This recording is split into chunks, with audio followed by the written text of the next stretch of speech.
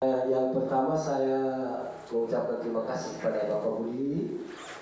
Beliau teman baik saya dari dulu dan mulai tambah baik berteman sejak beliau membentuk FKMTI.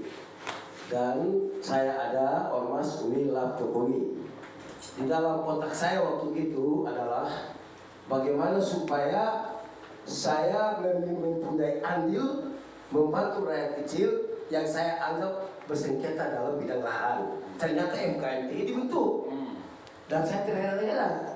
Bahkan saya bersyukur dan berterima kasih bahwa seakan-akan Tuhan melalui Bapak Budi membentuk FKMTI itu untuk saya, supaya perjuangan saya bela rakyat kecil itu punya aksesnya bagus. Turunlah saya keliling satu Indonesia, termasuk ke Balikpapan yang tadi, ke satu Sumatera ini. Dan ada satu keanehan di Sumatera. Saya turun tahun 2019 awal itu, di mana saya datang, Pak Jokowi pasti hadir di sini. Orang BIN kaget, intelijen kaget, semua yang disebut intelijen sendiri kaget. Saya juga kaget. Pertanyaannya sekarang, mengapa saya hanya seorang relawan datang menolong rakyat kecil di provinsi satu Sumatera, kotanya di mana saya datang Jokowi datang di sana? Saya tidak bisa jawab. Ini sudah menyangkut hal-hal di luar ilmu pengetahuan yang kita punya. Setelah saya keliling semua, saya lihat bahwa sebenarnya Indonesia ini betul-betul, tadi Bapak sudah singgung, kalau dulu ada zaman Belanda ya, yang berkhianat, ini lebih parah lagi Pak. Kenapa lebih parah? Orang punya sertifikat asli sekarang di pengadilan. 3 bulan lalu saya oleh Kapolri kasih tahu ke saya, Pak Yanes, yang paling penting alasan. Saya tidak terlalu ahli dalam hal-hal yang itu. Saya tanya Pak Budi, terangkan saya dulu tentang alasan yang benar. Walaupun saya tahu, tapi saya takut saya pengen tahu itu salah tuh begitu. Timbul pertanyaan, apa yang harus saya buat? Oke, saya bikin 2 konferensi. Yang pertama melalui podcast di Medan berapa hari yang lalu, saya bikin, siapkan, saya viralkan. Yang kedua melalui FKMTI Pak John Kun yang di belakang ya, konferensi pers besar-besar. Tolong Polda hadir. Saya kasih masuk Polda dan BIN ada di situ, itu pantau.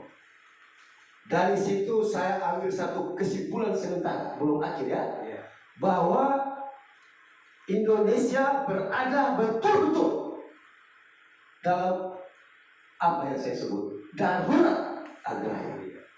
Seperti apa yang Pak Budi katakan kepada saya, tinggal 7%. Dan kalau dia menuju ke 5% saja, negara itu tidak ada. Yang kita sebut the stateless, atau apa? Saya sebut the failure of state. Negara gagal karena tanah itu tidak ada. Nah, bagaimana caranya? Begini. Segera kita bentuk pengadilan ad hoc. Kalau tidak ada itu, berhadapan dengan pengadilan yang resmi ini, saya sangat ragu. Bukan saja ragu, sangat ragu.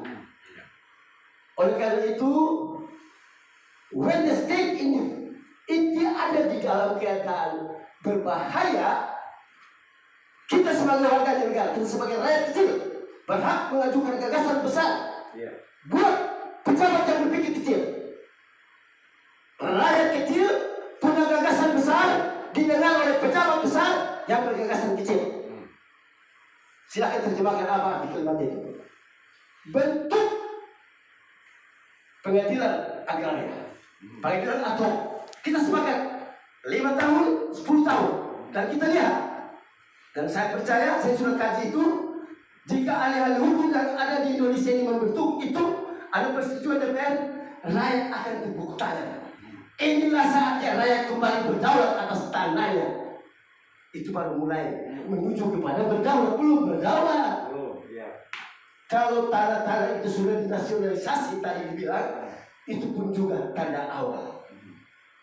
Sudah mulai bukan berarti sudah. Kapan dia jadi? Saya punya ancaman 10 tahun. Bentuk itu pengadilan 10 tahun, dan FKMTI adalah supporting utamanya.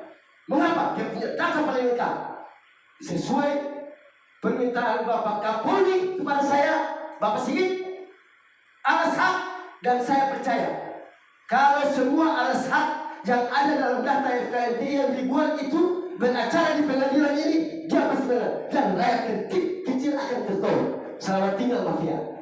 Akhirnya apa? Kita sebenarnya sementara melaksanakan dengan benar instruksi Bapak Presiden yang kita cintai bersama. Bapak Jokowi itu tegas. Semua tanah masyarakat yang dirampas oleh perusahaan swasta dan BUMN dikembalikan.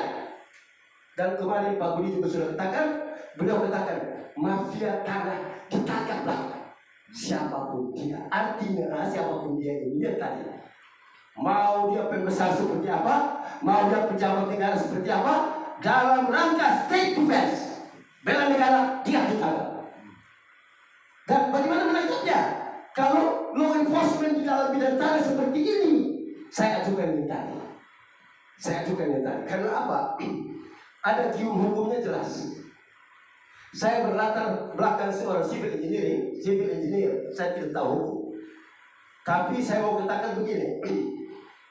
The bad laws is no laws enough. Hukum yang buruk itu sebenarnya nggak ada hukum. Padahal kita negara hukum. Akhirnya yang tadi Pak Budi bilang, jangan-jangan ini negara kekuasaan. Siapa yang berkuasa, dia tinggal bikin hukum sesuai dengan dia kuasa. Artinya bahwa politik sebenarnya yang dari panglima di Republik ini, bukan hukum. Sedangkan kita harus merubah ini, bahwa hukumlah yang jadi panglima. Oleh karena itu, sekali lagi, pertemuan ini saya terima kasih sekali, dan saya tetap berupaya agar ide besar saya untuk pengadilan ad hoc atau pengadilan agraria khusus harus segera dibentuk, dan melalui FKMTI, melalui Bapak Budi, Bapak Sekjen dan lain-lain semua, saya sudah membangun jaringan dan beberapa komunitas. Kita akan ajukan itu, bagaimana caranya. Yang penting terbentuk. Kalau tidak Pak, dia akan parsial. Di Kalimantan oke, ini oke, dan sampai kiamat 7% itu tetap bertambah pada 1%, 2%. Sedangkan kita butuh, jika nasionalisasi, berarti yang tadi Bapak bilang, pasal 33 dan Undang-Undang Agraria tahun 1960 sudah mulai dilaksanakan dengan benar di era Bapak Jokowi.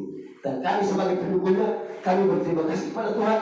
Inilah legasi yang benar buat Bapak Jokowi mengakhiri kepemimpinan tahun 2024. Demikian teman-teman, terima kasih.